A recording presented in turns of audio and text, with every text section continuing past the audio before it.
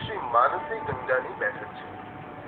આ બેઠક વ્રજમાં Radha Krishna કુંડથી 5 kilometre, જતીપુરાથી 3 kilometre અને મથુરાથી 20 કિલોમીટર દૂર શ્રી ગોવર્ધન ગામ માનસી ગંગા કુંડ પર શોકરના વૃક્ષ નીચે આવેલી છે। શ્રી મહાપ્રભુજી કુમુદ સરોવર થઈ માર્ગમાં આવતા નાદકુંડ અને ગ્વાલકુંડમાં સ્નાન કરી શ્રી ગોવર્ધન ગામ પધાર્યા।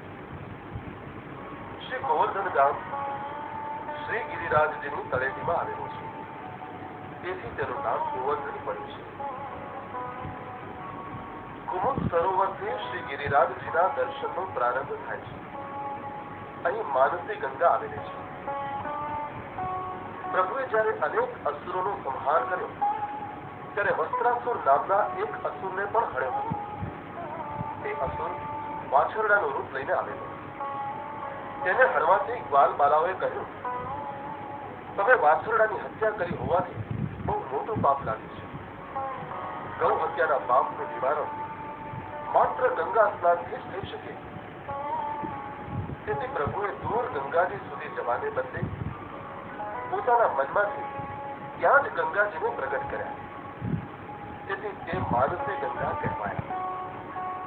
તેમાં પ્રભુએ સ્નાન કર્યું હોવાથી તે ખૂબ પવિત્ર ગણાય છે। તેની 3 બાજુએ સુંદર ઘાટ આવેલા છે। ચોથી બાજુએ શ્રી ગિરિરાજજી બિરાજે છે। આ માનસી ગંગાના ચક્રતીર્થના ઘાટ ઉપર એક છોકરના વૃક્ષ નીચે શ્રી મહાપ્રભુજી બિરાજ્યા હતા। આપ શ્રીની અહીં બેઠક આવેલી હોવાથી આ ઘાટ વલ્લભ ઘાટ નામે પણ જાણીતો છે। અહીં શ્રી મહાપ્રભુજીએ શ્રીમદ ભાગવત સપ્તાહ કર્યું। તે સમયે બંગાળના વૈષ્ણવાચાર્ય શ્રી કૃષ્ણ ચૈતન્ય પણ અહીં બિરાજતા હતા। તેઓ શ્રી વલ્લભના દર્શન કરવા પધાર્યા। શ્રી મહાપ્રભુજીએ પૂછ્યું, આપ અહીં કેટલા મહિનાથી બિરાજો છો? શ્રી કૃષ્ણ ચૈતન્યએ કહ્યું, હું 6 મહિનાથી અહીં બિરાજું છું। પુરાણોમાં લખ્યું છે કે માનસી ગંગા દૂધથી બનેલા છે। જે 6 મહિના સુધી નિયમપૂર્વક એમાં સ્નાન કરે તેને માનસી ગંગાના દૂધ સ્વરૂપે દર્શન થાય છે।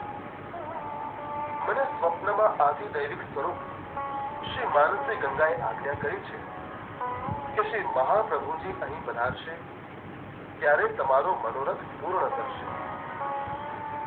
આ સાંભળીને શ્રી મહાપ્રભુજીએ પોતાના કમંડળમાંથી જળ લઈ શ્રી કૃષ્ણ ચૈતન્ય પર છાંટ્યું।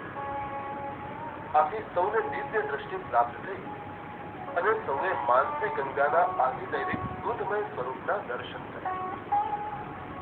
માનસી ગંગાના વલ્લભ ઘાટમાં ચકલેશ્વર મહાદેવનું મંદિર છે।